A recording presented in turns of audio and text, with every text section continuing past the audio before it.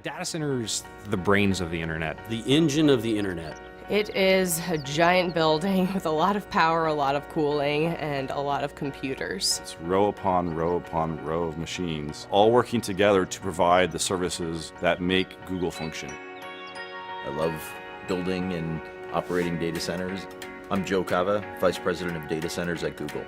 I'm responsible for managing the teams globally that design, build, and operate Google's data centers. We're also responsible for the environmental health and safety, sustainability, and carbon offsets for our data centers. This data center here in South Carolina is one node in a larger network of data centers all over the world. Of all the employees at Google, a very, very small percentage of those employees are authorized to even enter a data center campus. The men and women that run these data centers and keep them up 24 hours a day, 7 days a week, they are incredibly passionate about what they're doing. In layman's terms, what do I do here? I typically refer to myself as the herder of cats. And I'm an engineer, hardware site operations manager. We keep the lights on. And we enjoy doing it. And they work very hard. So we like to provide them a fun environment where they can also play hard as well. We just went past the 3 million man-hour mark for zero lost time incidents. 3 million man-hours is a really long time, and with the number of people that we have on site, that is an amazing accomplishment. I think the Google data centers really can offer a level of security that almost no other company can match. We have an information security team that is truly second to none. You have the expression, they wrote the book on that. Well, there are many of our information security team members that have really written the books on best practices in information security. Protecting the security and the privacy of our users' information is our foremost design criteria. We use various layers of higher level security the closer into the center of the campus you get. So just to enter this campus, my badge had to be on a pre-authorized access list. Then to come into the building, that was another level of security. To get into the secure corridor, which leads to the data center, that's a higher level of security. And the data center and the networking rooms are the highest level of security. And the technologies we use are different. Like for instance, in our highest level areas, we even use underfloor intrusion detection via laser beams. So I'm going to demonstrate going into the secure corridor now. One, I have to be on the authorized list with my badge. And then two, I use a biometric iris scanner to verify that it truly is me. Okay, here we are on the data center floor.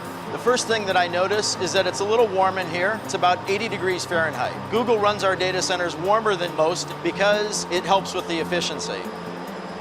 You'll notice that we have overhead power distribution.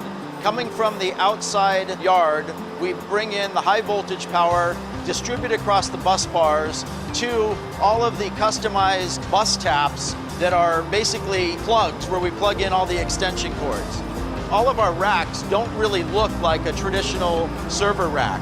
These are custom designed and built for Google so that we can optimize the servers for hyper efficiency and high performance computing. It's true that sometimes drives fail and we have to replace them to upgrade them because maybe they're just no longer efficient to run. We have a very thorough end-to-end chain of custody process for managing those drives from the time that they're checked out to the server till they're brought to an ultra-secure cage where they're erased and crushed if necessary. So any drive that can't be verified as 100% clean, we crush it first and then we take it to an industrial wood chipper where it's shredded into these little pieces like this. In the time that I've been at Google for almost 6.5 years now, we have changed our cooling technologies at least 5 times. Most data centers have air conditioning units along the perimeter walls that force cold air under the floor that then raises up in front of the servers and cools the servers. In our solution, we take the server racks and we butt it right up against our air conditioning unit. We just use cool water flowing through those copper coils that you see there. So the hot air from the servers is contained in that hot aisle. It raises up, passes across those coils, where the heat from the air transfers to the water in those coils, and then that warm water is then brought outside the data center to our cooling plant, where it is cooled down through our cooling towers and returned back to the data center, and that process just repeats over and over again. To me, the thing that amazes me about Google in the data centers is the pace of innovation and always challenging the way we're doing things. So when people say that innovation in a certain area is done, that we've kind of reached the pinnacle of what can be achieved, I just laugh.